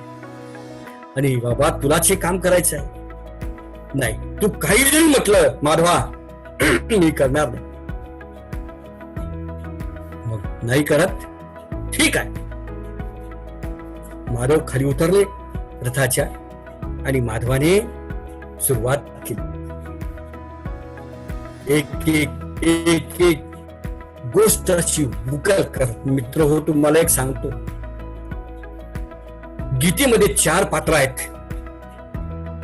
भगवान कृष्ण, पार्थ म्हणजे अर्जुन, धृतराष्ट्र आणि संजय, अशी 4 पात्राची निर्मिती केली आहे व्यास महर्षींनी. लक्षात ठेवा, महर्षी व्यासाने महाभारतामधलंच एक पर्व म्हणजेच श्रीमद भगवद्गीता जी कृष्णाने अर्जुनाला सांगितली. मित्रांनो, जेव्हा मग अर्जुन एक एक प्रश्न, एक एक समस्या कृष्णाच्या समोर मांडतो, कृष्ण त्या पद्धतीने त्याला उत्तर देतो आणि विचार करण्यास भाग पाडतो की हे अर्जुना, तुला हे करणं योग्यच आहे. तुझ्या मनात जो संभ्रम निर्माण झालेला आहे तो संभ्रम काढून टाक. आसक्त होऊ नकोस. या मोहमायेच्या पाशामध्ये तो जखडून जाऊ नकोस. चल बाहेर निघ. अरे तुला हे कार्य करावंच लागेल. आणि तिथून मग तो बाहेर निघाला. मित्रो, भगवान कृष्णाने गीतेचं जे तत्वज्ञान आहे, गीता जी सांगितली आहे, गीता हा नैतिक भाग आहे एक महाभारतामधला. जी नीती सांगितली, जे नीती तत्व सांगितलेले आहेत ते अत्यंत मौलिक आहे. आणि ते नीती तत्व भगवान कृष्णाने 700 ओव्यामधून, अर्थात 700 ओव्या नाही, 658 ओव्या श्लोक आहेत, असे 658 श्लोक सांगितले आणि त्याचा भ्रमनिराश केला. असाच भ्रमनिराश ज्ञानदेवांना सुद्धा करायचा. म्हणून तुम्हाला सांगतो मी, त्या काळामध्ये अनेक ग्रंथ होते. वेद होती, उपनिषद होती, ब्राह्मण्यक होती, अरण्यक होती, शास्त्र होते, पुराण होते, विविध संत महात्म्यांनी मोठमोठी ग्रंथ संपदा लिहिली होती. एवढं सगळं असताना, ग्रंथ भांडार आपल्याकडे असताना, ज्ञानदेवानी केवळ गीतेचीच निवड का करावी? कारण विद्यार्थी मित्रांनो, जे गीत म्हणजे सर्व, जेवढं तुम्ही वेद वाचाल, उपनिषद वाचाल, या सर्वांचा सार गीतेमध्ये आहे. तुम्हाला सांगतो, सर्वांचा सार गीतेमध्ये आहे. त्याच्यामुळे एवढे काही हे ग्रंथ, मोठमोठे ग्रंथ वाचायची काही गरज नाही आपल्याला. एकच गीता जर आपण वाचली, एकच गीतेचं आपण अनुकरण केलं तर त्या गीतेमधलं तत्वज्ञान आपल्याला कळते. आणि गीतेचं तत्वज्ञान हे लोकांपर्यंत गेलं पाहिजे. त्या काळामध्ये हे सगळं जे होतं, हे ग्रंथ भांडार, हे संपूर्ण संस्कृत भाषेमधलं होतं. आणि हे कोणाला समजणार? सामान्य लोकांना तर काहीच कळत नव्हतं, काहीच कळत नव्हतं.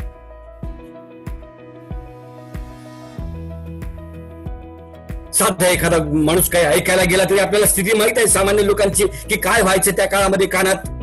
त्याच्यामुळे मग त्याच्यापासून दूर. मग ज्ञानदेवानी काय केलं की सर्वसामान्य लोकांना समजण्यासाठी असं सुंदर आपलं असं काहीतरी आपण निर्मिती केली पाहिजे. आणि म्हणून त्यांनी गीता हा ग्रंथ निवडून गीतेवरचं भाष्य, गीतेवरची टीका त्यांनी त्या ठिकाणी केली. मित्र हो, प्रवरा नदीच्या तीरावर नेवासे या ठिकाणी इसवी सन 1290 मध्ये सुरुवात केली ज्ञानदेवांनी गीतेवरचं भाष्य करायला.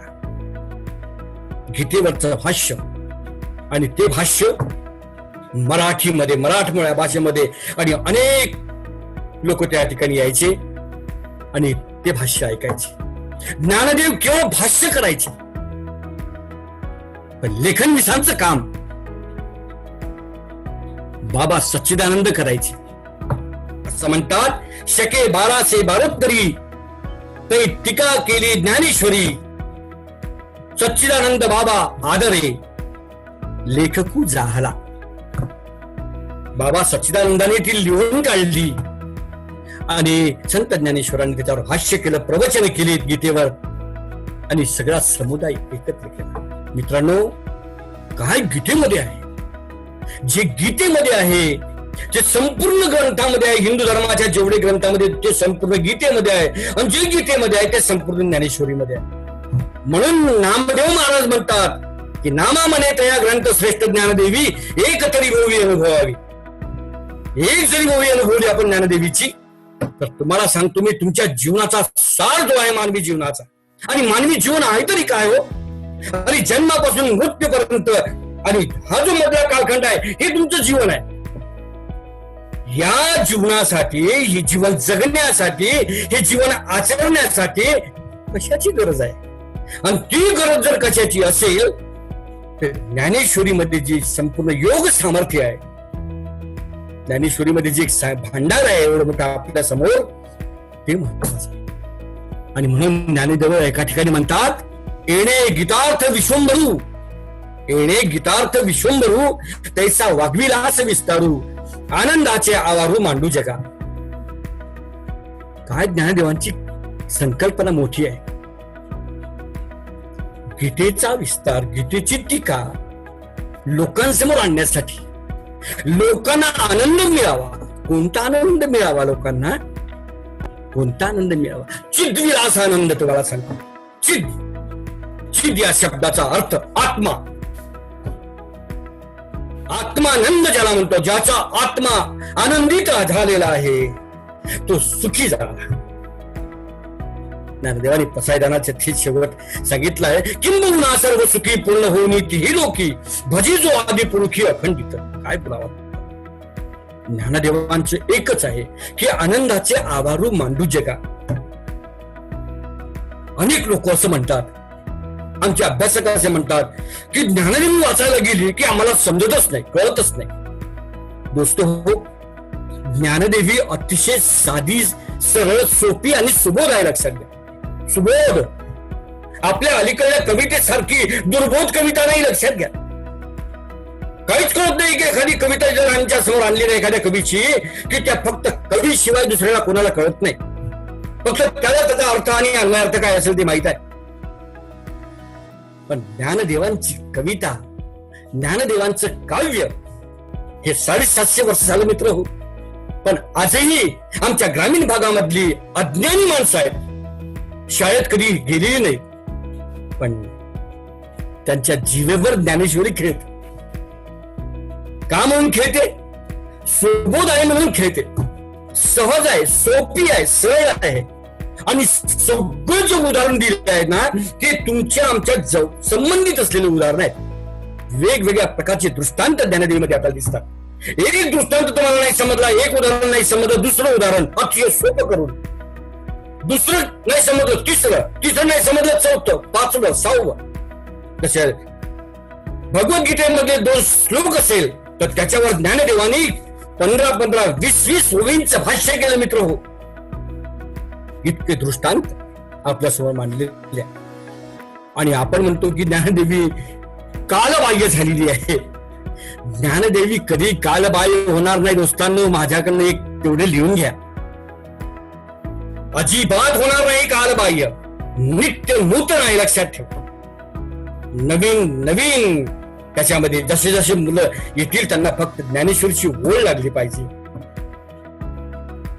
आता ओढ लागले त्याच्यासाठी प्रयत्न करणं हे आपलं काम आहे, आमच्या प्राध्यापक वर्गांचे काम आहे. आमचे प्राध्यापक वर्गाचीच ओरड असते की काय काय तेच ते दरवर्षी अभ्यासक्रमामध्ये ज्ञानदेवी ज्ञानदेवी ज्ञानदेवी ज्ञानेश्वरी काय काय. दोस्तांनो, कदाचित मी असं म्हणतो, काय ज्ञानदेवांनी सांगितलं? ज्ञानदेवांच्या बाबतीत आक्षेप कोणता आहे आपला? ज्ञानदेवांच्या बाबतीत आक्षेप एकच आहे की ज्ञानदेव आध्यात्मिक मार्गाने चालले. ज्ञानदेवाने देव घेतला, ज्ञानदेवाने धर्म घेतला, एवढंच म्हणणं आहे आपलं. पण दोस्त हो, थोडस एक विचार करा, जर कदाचित ज्ञानदेव 21व्या शतकात जन्माला आले असते, आजच्या या शतकात, तर ज्ञानदेवानी अशी ज्ञानदेवी लिहिली असती का? अजिबात नाही. तुम्हाला सांगतो, ज्ञानदेवाने वातावरण कसं आहे, आवडीची माणसं कशी आहेत, तशा प्रकारची निर्मिती केली असती दोस्त हो, लक्षात घ्या. मग तुम्हाला नाही अध्यात्म, तर अध्यात्म बाजूला ठेवलं असतं ज्ञानदेवानी आणि वेगळ्या प्रकारचे दृष्टांत देऊन तुम्हाला परिपूर्ण केलं असतं मित्र हो. म्हणून ज्ञानदेवावर आक्षेप घेऊच नका, कारण परिस्थिती तशी होती दोस्तो. तुम्हाला सांगतो मी, त्या काळातली परिस्थिती होती कशी. सगळी माणसं धर्माला, देवाला, ईश्वराला, याला सगळ्या गोष्टीला मानणारे होते. मग आता तुम्हाला मला सांगायचं आहे, तत्वज्ञान जर तुम्हाला सांगायचं आहे, विज्ञान तुमच्या पुढे मला जर मांडायचं असेल, तर डायरेक्ट मी तुम्हाला अप्रोच होतो, डायरेक्ट तुम्हाला बोलतो त्या विज्ञानाच्या बाबतीत. लोक मूर्खात काढतात, हे मोठा शहाणा झाला, कानामागून आला, शहाणा झाला, असे बोलणारे लोक आहेत आपल्याला. पण माझं एकच म्हणणं आहे, ते जर पद्धतशीरपणे लोकांच्या जर आपण माध्यमातून गेलो आणि ते जसे जसे चालतात त्याप्रमाणे जर आपण चालत गेलो ना, तुम्हाला सांगतो अवश्य तुम्हाला न्याय मिळतो. बघ, मग ज्ञानदेवांनी तेच केलेलं आहे. वेगवेगळे दृष्टांत देऊन, वेगवेगळे संदर्भ देऊन, वेगवेगळे आख्यायिका मांडून, वेगवेगळे कथात्मक प्रसंग देऊन ज्ञानदेवानी तुम्हाला ज्ञानदेवी समजवण्याचा प्रयत्न केला. गूढ अर्थ जो आहे ना, तो गूढ अर्थ त्याच्यामध्ये आपल्याला दिसतो. दोस्तो, फक्त समजण्यासाठी आपण एकाग्र असलं पाहिजे. मी ज्ञानदेवी लहानपणापासून वाचलेली आहे. वातावरण घरचं माझं सगळं हे, मी भजनातला व्यक्ती आहेत, मला सांगतो मी. त्याच्यामुळे मला की बालपणापासून गाथा, ज्ञानदेवी, तुकडोजी महाराजांची ग्रामगीता, ह्या सगळ्या गोष्टी. पण तरीही तुम्हाला सांगतो, जरी काही असू दे, मला एकच म्हणायचं की ज्ञानेश्वरांनी ज्ञानेश्वरीची निर्मिती ही सुबोध केलेली आहे, सोपी केलेली आहे, अतिशय वेगवेगळ्या प्रकारचे दृष्टांत देऊन केलेली आहे. म्हणून तिला काळबाह्य ठरू नका. तुम्हाला सांगतो मी, ज्ञानेश्वरीची गरज आजही आहे आणि उद्याही राहील. उद्याही राहील, उद्या म्हणजे भविष्यात. येऊ द्या कोणताही काळ, जाऊ द्या, जाणारे जातील, पण येणारी जी पिढी आहे ना, त्या पिढीला ज्ञानेश्वरीचा अभ्यास करावाच लागेल. देशातल्या 27 भाषेमध्ये भाषांतरित झालेली ही ज्ञानेश्वरी, 27 भाषेमध्ये भाषांतर. अमेरिकेमध्ये तिथल्या मोठमोठ्या विद्यापीठांमध्ये ज्ञानेश्वरी अभ्यास चालू आहे, जर्मनीमध्ये चालू आहे, स्पॅनिश मध्ये चालू, स्पेन मध्ये चालू आहे, इंग्लंड मध्ये चालू आहे. आणि आम्ही आमच्याकडे ज्या मातीमध्ये जन्म दिला ज्ञानदेव आहे, त्या ज्ञानेश्वरीची आम्ही अवहेलना करतो. अरे रे मित्र, त्या ज्ञानदेवांनीच आपल्याला इथं जिवंत ठेवलंय. काय अरे, मानवी जीवनाचा खरा सार तुम्हाला सांगतो मी याच्यामध्ये, ज्ञानेश्वरीमध्ये. पुढे काय बोलायचं?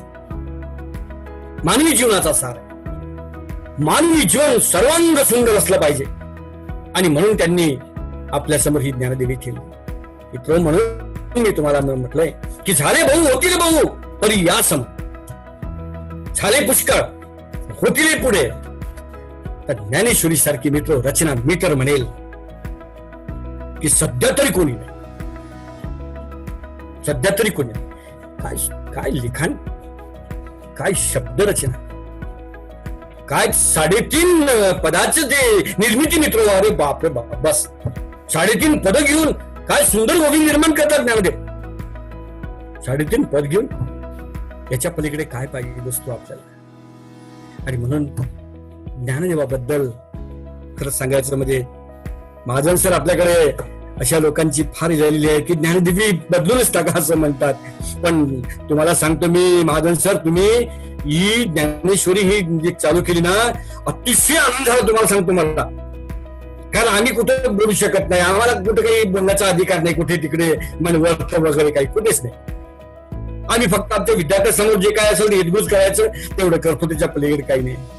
आपण आपला फक्त तुम्ही चान्स दिला आम्हाला, भेटत असतं नाही कधी, पण भेटला आता आज तुमच्या रूपाने भेटलेला आहे. खरं ज्ञानेश्वरी सारखं तुम्ही या ठिकाणी जे ही कोर्स चालू केलाय ना, मला आता असं वाटते सर या असं हे कृत्रिमता आहे. खरं तुम्हाला सांगतो हे वेबिनार म्हणजे याच्यात मजा येत नाही. तुम्हाला सांगतो मी, जर ते विद्यार्थी का समोर राहिले ना, बस तुम्हाला सांगतो शिकवण्यामध्ये खरा आनंद बघ. शिक्षकाला खरा आनंद तेव्हाच की विद्यार्थ्याचं समाधान होणं म्हणजेच खरं शिक्षकाचा आनंद आहे. तो समाधानी आहे. विद्यार्थ्याला काहीच कळलं नाही की तिने इकडे बोंबलो जेवढं पाठांतर आहे एवढं सगळं आहे, पण त्या विद्यार्थ्याला काहीच कळलं नाही, तर काय करायचं सर. आनंद तेव्हाच, आनंदाच्या आवार मांडू जगा. लोकांना आनंद मिळायला पाहिजे. आणि खरंच तुम्हाला सांगतो मी, कोणत्याही निर्मितीचा हेतू हा फक्त एकच असावा, तो म्हणजे आनंद प्राप्ती. आणि संतांच्याही सर्व ग्रंथांचा उद्देश एकच आहे, हेतू एकच आहे, तो आनंद प्राप्ती. ज्ञानदेवानी मित्रो काय सुंदर हे भाव सुमन या ठिकाणी तुमच्या पुढे अर्पण केलेलं आहे. 9,000 पाकळ्यांचे हे भाव सुमन आहे. 9,000 पाकळ्यांचं याचा परिमल इतका दरवळतो आहे, काय सांगा.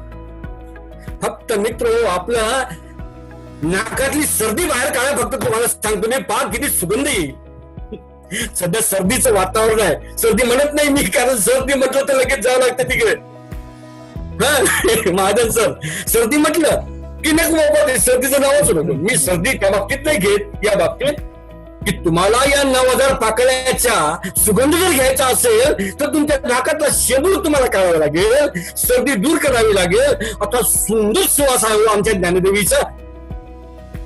काय परिमळ आहे तुम्हाला सांगतो मी ज्ञानदेवीचा. इतका परिमळ आहे, तो परिमळ तुम्हाला सांगतो आसमंतामध्ये दरवळतो. आसमंतामध्ये सगळ्यांच्या घरात काही अगरबत्ती लावायची गरज नाही. ज्ञानदेवीच इतकी सुगंधित करून टाकली ज्ञानदेवाने. आणि खरं तुम्हाला सांगायचं म्हणजे बाबा सच्चिदानंद तर लिहिलीच आहे. ज्ञानदेवीचे पहिले भाष्यकार. विद्यार्थी मित्रांनो, एक लक्षात ठेवा, तुम्हाला पुढे मराठीच्या कॉम्पिटिटिव्ह एक्झामला सामोरं जायचं आहे. नेट सेटच्या मराठीच्या परीक्षेला सामोरे जायचं आहे. त्यामुळे या गोष्टी आपल्याला माहित असणं अत्यंत महत्वाचं आहे. ज्ञानेश्वरीचं लिखाण बाबा सच्चिदानंदांनी केलेलं आहे. ज्ञानेश्वरीचा पहिला भाष्यकार संत निवृत्तीनाथ म्हणजे वडील बंधू म्हणजेच गुरु, ज्ञानदेवांचे गुरु. आणि ज्ञानेश्वरीचे पहिले संशोधक संत एकनाथ महाराज. पहिलं संशोधन केलं त्यांनी. ज्ञानेश्वरी जी अशुद्ध रूपात झाली होती, ती अशुद्ध रूपातली संपूर्ण पाठ चिकित्सा करून ज्ञानदेवांनी एकनाथांनी नवनिर्मिती केली. मित्र, शुद्धीकरण केलं ज्ञानदेवीचं, म्हणजे संशोधन केलंय. त्यानंतर ज्ञानदेवीचं खरं संकलन जर कोणी केलं असेल तर संत महिपती यांनी केलेलं आहे. संत महिपती. आणि ज्ञानेश्वरीचा खरा प्रसार आणि प्रचार जर कोणी केला या महाराष्ट्रामध्ये तर मित्र संत शिरोमणी, जो शिरोमणी केवळ महाराष्ट्रापुरता मर्यादित नाही तर थेट उत्तर भारत आणि पंजाब पर्यंत जाऊन पोहोचलेला संत नामदेव आहे. या नामदेवाने ज्ञानदेवीचा प्रचार आणि प्रसार केला दोस्त हो. आणि म्हणूनच भागवत धर्माची पताका ही तुम्हाला पंजाब पर्यंत गेलेली दिसते. त्याचं श्रेय या सर्व संत मंडळीचं आहे.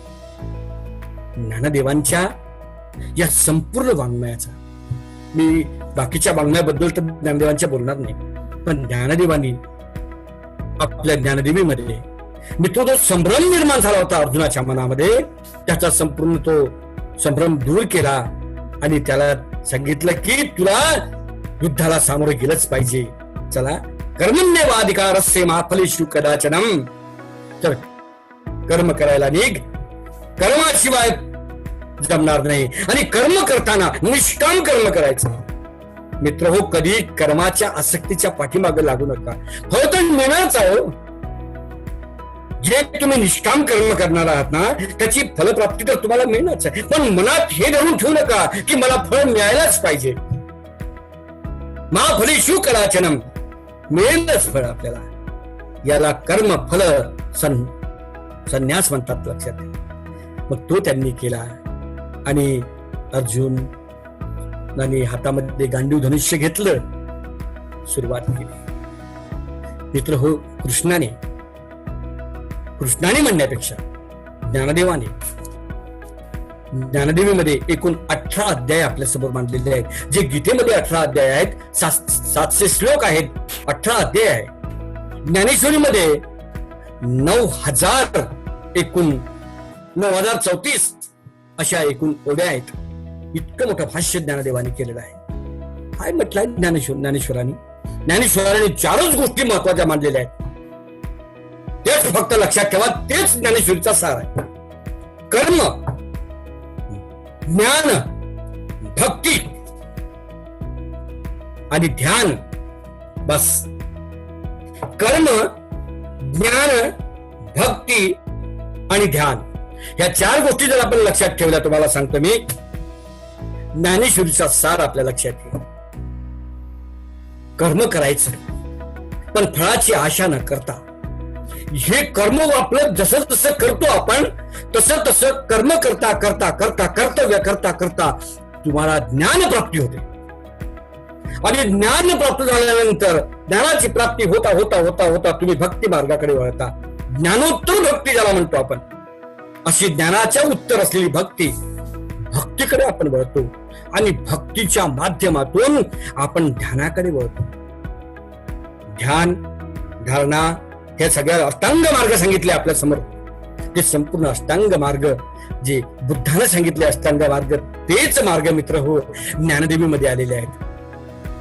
आणि अशा अष्टांग मार्गाचा अवलंब या ठिकाणी संत ज्ञानेश्वरांनी केलेला आहे. ज्ञानेश्वरांचा फळ मित्र हो, ज्ञानदेवीचा एकच सार जर काढला तर नामस्मरणावर जास्त आहे, लक्षात घ्या. आजच्या युगाला जर कशाची नितांत गरज असेल तर नामस्मरणाची गरज आहे. नाम संकीर्तन साधन पै सोपे, नाम संकीर्तन साधन पै सोपे, जळतील पापे जन्मांतरीची. नामाशिवाय दुसरं आहेच काय. म्हणून नाम जप, नामस्मरण हे ज्ञानदेवानी आपल्याला सांगितलेलं आहे. आणि मित्र, एवढं ज्ञानेश्वरी बद्दल एक एक वळीबद्दल जर आपण बोलतो म्हणलं तर भरपूर बोलता येईल, पण तरीही आपल्या समोर वेळ कमी. आणि एवढ्या वेळेमध्ये आपल्याला सगळं आटोपणं, ह्या सगळ्या गोष्टी एकच तुमच्या समोर सांगतो मी आता शेवट की ज्ञानेश्वरीचा खरा सार जर कुठे असेल मित्र, ज्ञानदेवीच्या किंवा ज्ञानेश्वराच्या काव्याचा अत्युच्च बिंदू, ज्ञानेश्वरीच्या काव्यालंकाराचा मेरुमणी जर कुठे असेल ज्ञानेश्वरीमध्ये, तर एकाच ठिकाणी आहे, 18व्या अध्यायातील पसायदानामध्ये. बस, त्याच्या पलीकडे कुठेच काही नाही. आहे, भरपूर आहे, पण पसायदान बस ज्याला समजलं तो धन्य झाला. तुम्हाला सांग, पसायदान, पसाय म्हणजे प्रसाद, प्रसाद म्हणजे आशीर्वाद, आशीर्वाद म्हणजे वर, दान म्हणजे द्या. हे परमेश्वरा, मला असा आशीर्वाद द्या. काय मागणी केली हो ज्ञानदेवाने. ज्ञानदेवा, तुमच्या पुढे हा आपला ज्ञानदेवांनी हा वाग्यज्ञ मांडला मित्र. हा काव्य रूपी यज्ञ मांडलेला आहे, हा कविता रूपी यज्ञ मांडलेला आहे. आम्ही अनेक वेळा लिखाण करताना कुणाची तरी प्रस्तावना घेतो, त्या प्रस्तावना करणारा जो कोणी असतो तो सगळं वाचन करतो. आमच्या साहित्याचं वाचन केल्यानंतर त्याच्यामध्ये मग त्यांच्या मनाप्रमाणे ती समीक्षा करतो आपण. मग काय त्याच्यामध्ये त्रुटी असेल, काही चांगलं असेल, ते सगळे त्या प्रस्तावनेमध्ये येत असते.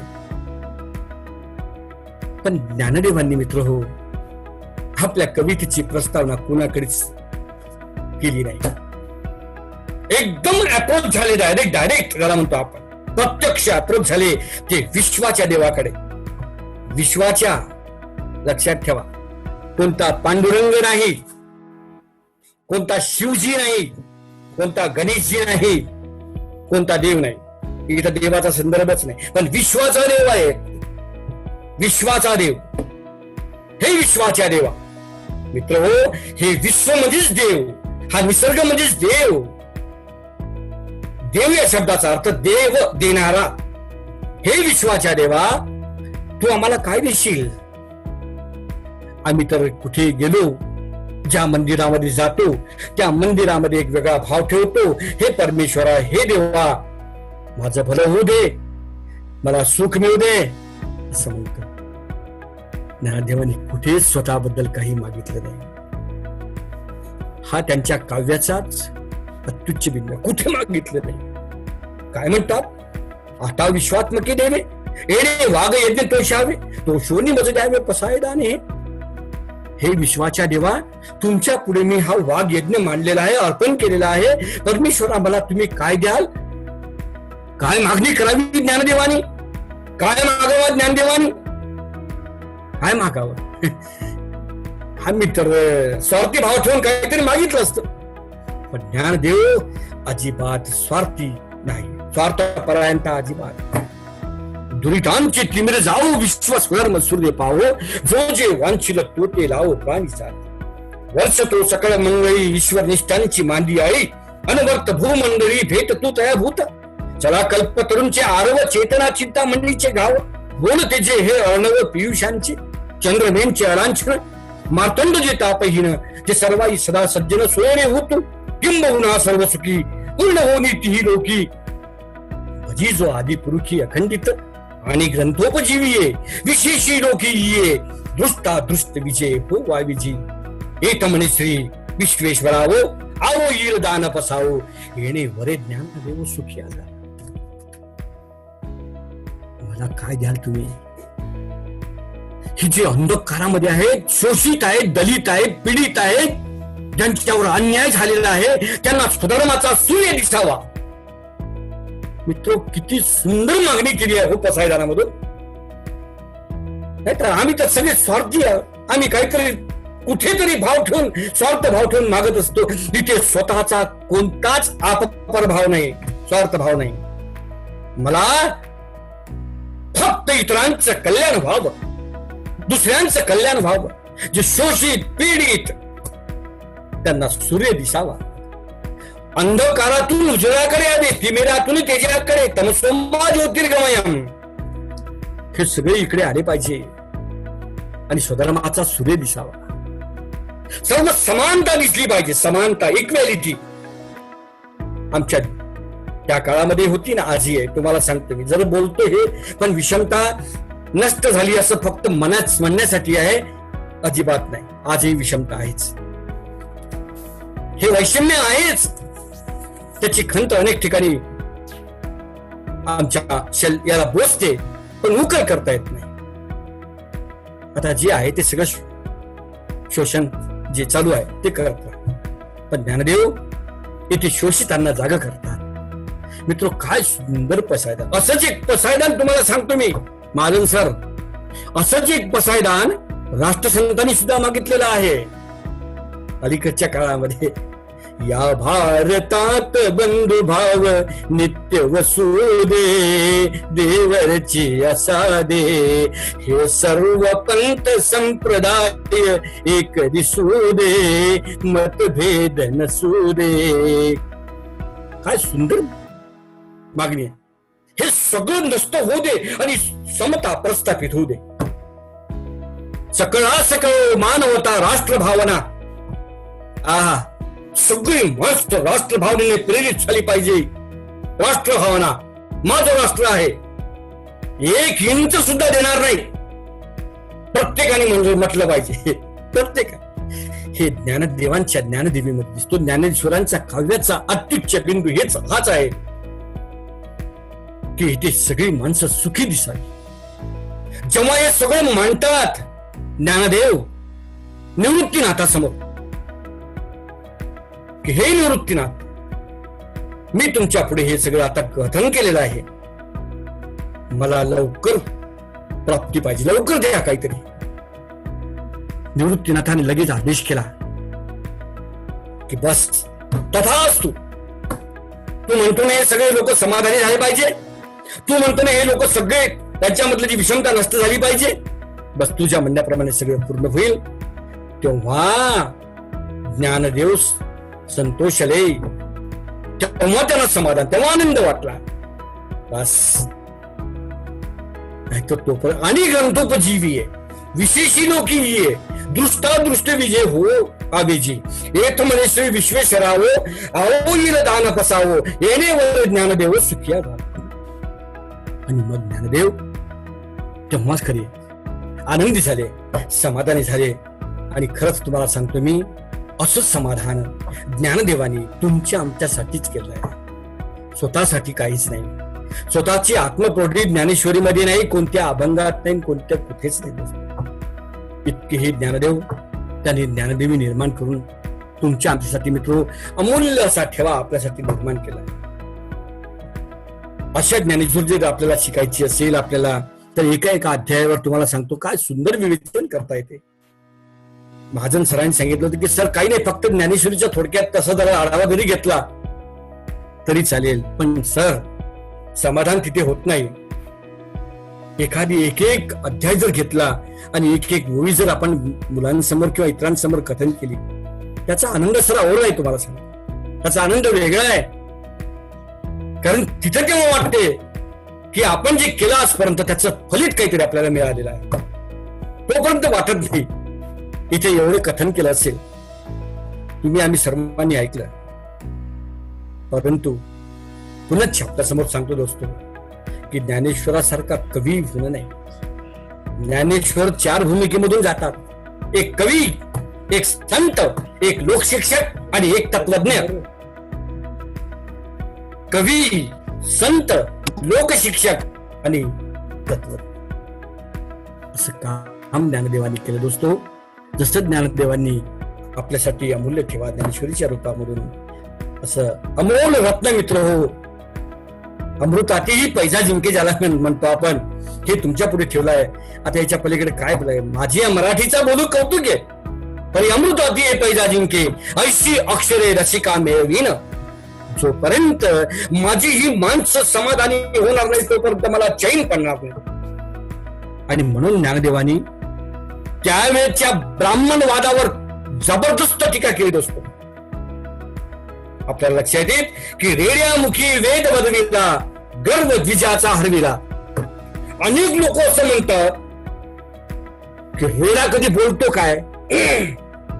अरे बाबा, ज्ञानदेव हा कवी आहे, पहिले हे लक्षात घ्या.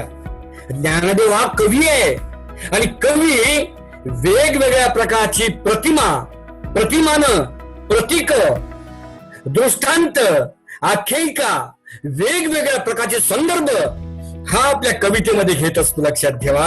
आणि त्याच्यानुसार ती कविता तुम्हाला उलगडून दाखवायची असते, समजून घ्यायची असते. रेड्यामुखी वेद वदविला, गर्म द्विजाचा हरविला, असं का म्हटलं त्यांनी. मग द्विज म्हणजे ब्राह्मण, आणि ज्यांचं जे काम होतं ते काम न करता, कर्म काय होतं ब्राह्मणांचं, तेच कर्म होतं की इतरांना ज्ञान द्यावं, ज्ञान वाटावं. जसे गौतम बुद्धाने ज्ञानाची फुले वाटली जिकडे तिकडे, आणि जिकडे तिकडे अत्तदीप भव, तुम्ही स्वतः प्रकाशित व्हा. काय सुंदर, वा वा वा, स्वतः प्रकाशमान व्हा असे म्हणणारे तथागत भगवान गौतम बुद्ध. इथे सुद्धा ही फुलेच आपल्या समोर वाटलेली आहे, पण आपण समजून नाही घेत आणि वेगवेगळ्या प्रकारचे आरोप प्रत्यारोप करून आपण लगेच मोकळ होऊन जातो. ज्ञानदेवांनी हे सगळं करताना सर्व काळजी घेतली आहे दोस्तो, आणि तुमच्यासाठीच ज्ञानदेवांनी केलेली निर्मिती आहे.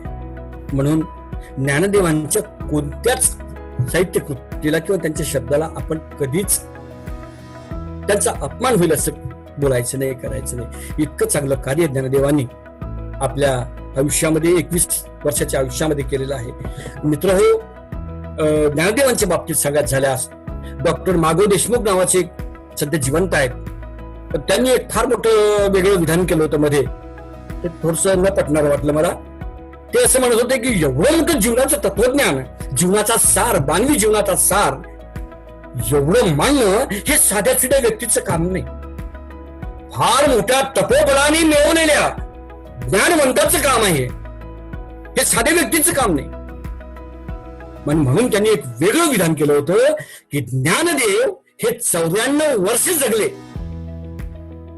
94 वर्ष 94 इयर्स जगले असं त्यांचं संशोधन आहे ते. आणि 94 वर्ष जगले म्हणजे त्यांनी फार मोठा अभ्यास केला, तप साधना केली, साधनेमधून जे काही त्यांना मिळालं, ज्ञान मिळालं, त्या ज्ञानाचा हा परामर्श ज्ञानेश्वरीमध्ये, अमृतानुभवमध्ये, हरिपाठाच्या अभंगामध्ये आपल्याला दिसतो. आणि म्हणून ज्ञानदेव हा छोट्या वयाचा नव्हता. पण असो, आपल्याला त्या वादात पडायचं नाही. आपण एकच समजून घ्यायचं की ज्ञानदेव 21 वर्षापर्यंत जगले, संजीवनी समाधी घेतली, आणि आम्ही जातो आमच्या गावा, आमचा राम राम घ्यावा, तसं तुकोबांनी म्हटलं तसे ते सुद्धा सोडून गेले मित्र. अशा प्रकारे ही ज्ञानेश्वरी आणि ज्ञानेश्वरीचं हे या ठिकाणी होत असलेलं हे प्रकारचं पारायणच आहे. पारायण म्हणण्यापेक्षा एक प्रकारचे प्रवचन चालू केले आमच्या महाजन सरांनी. एक एक महाराज आणत आहे आपले इकडे तिकडे, त्या महाराजांच्या माध्यमातून चालू आहे. पण महाजन सर, ज्ञानदेवांनी फार सुंदर विरहिण्या गवळणी केलेल्या आहेत. तर माझं असं थोडस आपल्याला विनंती आहे की एक विरहिणी ज्ञानदेवांची या ठिकाणी मी गावी का? काय हरकत बिलकुल.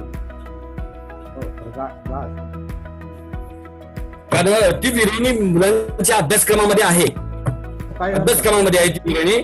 पहिलं तोगे काऊ कोकत आहे, शकून गे माये सांगत आहे.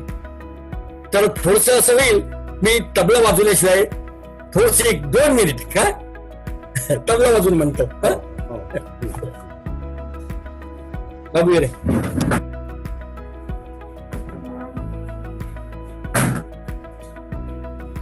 सर दिसते इथून, दिसते का? हो हो, थोडं वर घ्या सर, थोडं वर.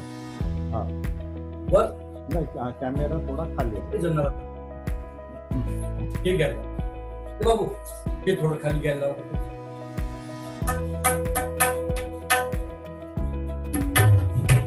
हे लवकर लवकर, ते थोडसे हे दिसलं पाहिजे. आता सर हा, आता पूर्ण येत आहे सर. हा, छान छान सुंदर. हो हो.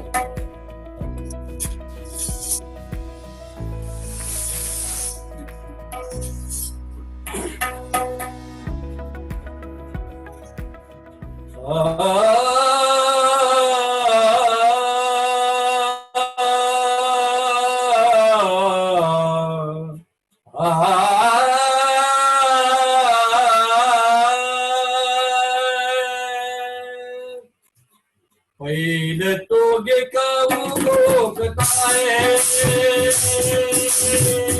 पहिलं तोगे काऊ कोकताय, शकून गे माये सांगताय. पहिलं तोगे काऊ कोकताय, शकून गे माये सांगताय. पहिलं तोगे काऊ कोकताय,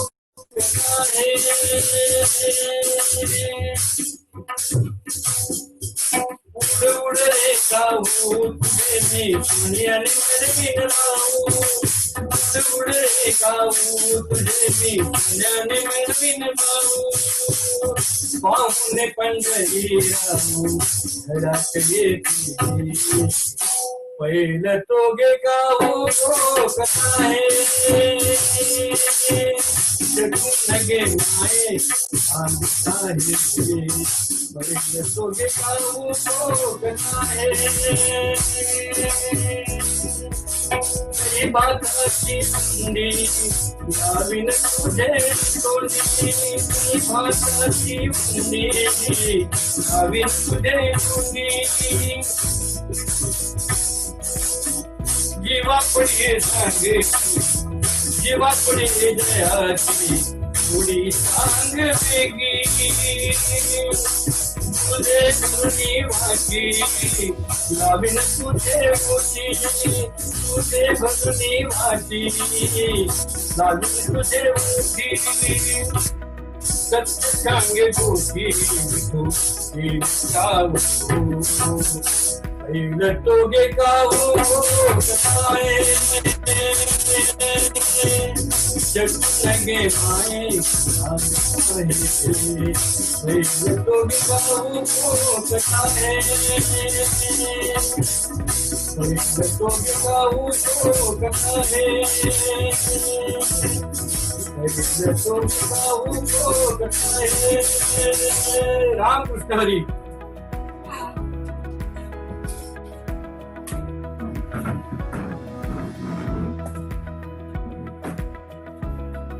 फारच सुंदर सर. हा सूर्यकार सर, धन्यवाद सर. फार सुंदर, फारच सुंदर. हा, धन्यवाद. आवाजही फार सुंदर आहे सर. छान. तर सर ही होती विरेणी ज्ञानदेवांची. विद्यार्थी मित्रांनो, बीकॉमच्या किंवा बीएच्या विद्यार्थ्यांना ही विरेणी आहेच. ज्ञानेश देवांची विरेणी. विरेणी म्हणजे विरह. विरह कोणाला होत असतो तर विरह होत असतो प्रियकर प्रेयसीला. मग कधी कधी असं वाटतं आपल्याला की ज्ञानदेव हे काय एवढं मोठं अध्यात्माच्या गोष्टी सांगतात, मग ज्ञानदेव काय प्रेम कवी होते काय? अलीकडच्या सारखे आपल्या प्रेम कवी असे होते का ज्ञानदेव? बिलकुल, ज्ञानदेव हे प्रेम कवी होते. म्हणून ज्ञानदेवाने या ठिकाणी प्रेम कविता लिहिली आहे. ही प्रेमाचा अभंग आहे हा. पहिलं तो गे काऊ कोकत आहे, शकून गे माये सांगत आहे. महाजन सर, पूर्वीच्या काळामध्ये आपल्याला माहित आहे की प्रेयसीचा किंवा प्रियकराचा संदेश जर पोचवायचा असेल तर पक्षी काम करायचे, लक्षात ठेवा. दळणवळणाची किंवा टपाल खातं त्या काळामध्ये नव्हतं, प्राचीन काळामध्ये. मग त्या काळामध्ये हे डाक पोचवायचं काम, चिठ्ठ्या पोचवायचं काम. अहो, सैराटपर्यंत पाहून राहिलो आपण चिठ्ठ्या. ते लहानचं पोट्ट चिठ्ठी पोचवते त्या आपल्या काय नाव तिचं आरसीला. म्हणजे चिठ्ठ्या पोचवायचं काम पूर्वीपासूनच आहे, आजचं नाही आहे. मग त्याही काळामध्ये पक्षी हे काम करायचे सर, पक्षी काम करायचे. राजहंस पक्षी आपल्याला माहित आहे की दमयंती होती आपली विदर्भाची आणि मगध राजा होता नर राजा.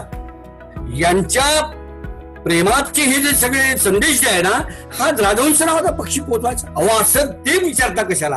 आजच्या संगणकीय काळात तुम्हाला सांगतो मी, संगणकीय कॉम्प्युटरच्या युगात आपल्या देशात कबूतर नावाचा पक्षी तुम्हाला सांगतो मी की ज्या भागामध्ये आजही जिथे दळणवळणाची साधनं नाही, कोणतीच नाही, त्या ठिकाणी कबूतर टपालाचं काम आजही करतो.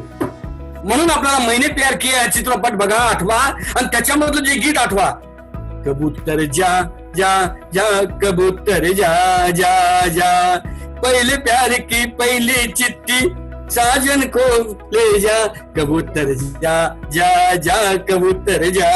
कबूतरानं काम नाही केलं. मग तसंच काम त्या काळामध्ये कावळा करायचा. आमची आई, आमची आजी कावळा जर घरावर आला असेल, कावळा जर त्या ठिकाणी आपला कावकाव करत असेल, अंगणामध्ये झाडावर येऊन बसला असेल, तर आई म्हणायची आज कोणीतरी आपल्याकडे पाहुणे येणार आहेत. म्हणजे शुभ संकेत घेऊन येणारा तो पक्षी, शुभ संकेत. पहिलं तो गे काऊ कोकत आहे, शकून गे, शकून म्हणजे शुभ संकेत, शकून गे माये सांगत आहे. काहीतरी शुभ संकेत घेऊन आलेला आहे. मग ज्ञानदेव कोण या ठिकाणी? ज्ञानदेव स्वतः प्रेयसी आहेत आणि त्यांच्या प्रियकराच्या त्या प्रेमाच्या पत्राची ती वाट पाहत आहे प्रेयसी. उतावळी झालेली आहे, आतुर झालेली आहे. आणि इकडून तिकडून तो पक्षी आला. महाजन सर, कावळ्यासारखा चतुर पक्षी तुम्हाला सांगतो मी या पृथ्वी तलावर नाही आहे. त्याला एकाक्ष म्हणतात. एकाक्ष, एकच अक्ष आहे त्याला. डोळे जर दोन असले पण बुबुळ त्याची एकच आहे. आपल्यापैकी एवढे जे आता या ठिकाणी ऐकत असतील त्या सर्वांना माझी विनंती आहे की तुम्ही कावळ्याला दगड मारून दाखवा. आणि दगड मारून त्याला मारून दाखवा, म्हणजे मृत पाय करून दाखवा. लागतच नाही. इतक्या क्षणामध्ये त्याला कळते. इतका हुशार आणि चलाक पक्षी जर कोणता असेल तर कावळा आहे. कावळा आलेला आहे. प्रेयशी वाट पाहत आहे, पत्राची, संदेशाची वाट पाहत आहे, मेसेजची वाट पाहत आहे. आता हा अलीकडचा मेसेज झाला प्रकार, पण त्या काळातला सांगतो मी. वाट पाहत आहे आणि इकडून तिकडून तो कावळा आला. कावळा मोठा हुशार. ही बसली त्याच्या मागे लागत, त्या झाडावर आपला चढलेला आहे. झाडावर या फांदीवरून त्या फांदीवरून, त्या फांदीवरून या फांदीवर उड्या मारतोय आणि पेशी मागे मागे धावते आणि त्याला आमिष दाखवते. आमिष की हे कावळे दादा, अरे माझ्या प्रियकराचा निरोप काय आणलाय, संदेश काय आणला, तर मला लवकर दे बाबा. इतकी उतावी झालेली प्रेशी आहे. आणि मग त्याला आमिष दाखवते, लालूच दाखवते. उड उड रे काऊ तुझे मी सोनियाने मडवीन पाऊ. त्याला लालूच दाखवली. हे कावळ्या, तू रंगाने काळा आहे बाबा, पण तुझे संपूर्ण पंख जे आहेत ना, तुमचं शरीर हे पूर्ण सोन्याने मडवून टाकेल. पण माझ्या प्रियकराचा निरोप सांग मला. कावळा ऐकतच नाही. तू उद्या या फांदीवर, त्या फांदीवर, त्या फांदीवर, त्या फांदीवर उड्या मारत चाललाय.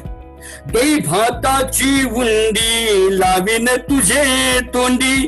तुला दही भात खाऊ घालील, वेगवेगळ्या प्रकारचे रसमय असे फळे तुला खाऊ घालील, पण माझ्या प्रियकराचा निरोप सांग. शेवटी थकून गेली ती.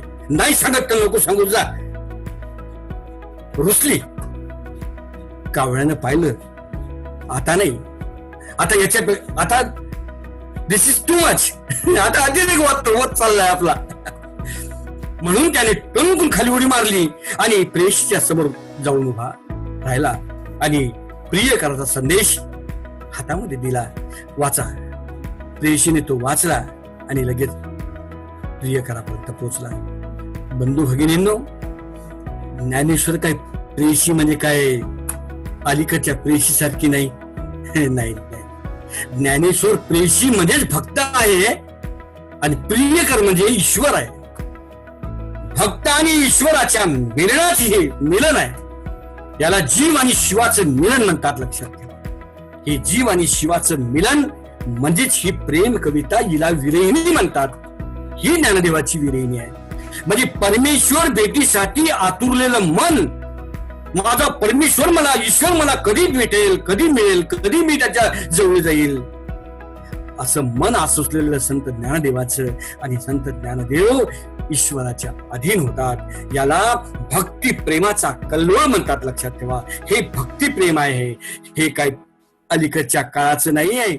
जीता था जिसके लिए मरता हूँ इसके लिए, एक ऐसी लड़की थी जिसे मैं प्यार करता हूँ. हे असं नाही आहे महाजन सर, ते प्रेम अलग आहे.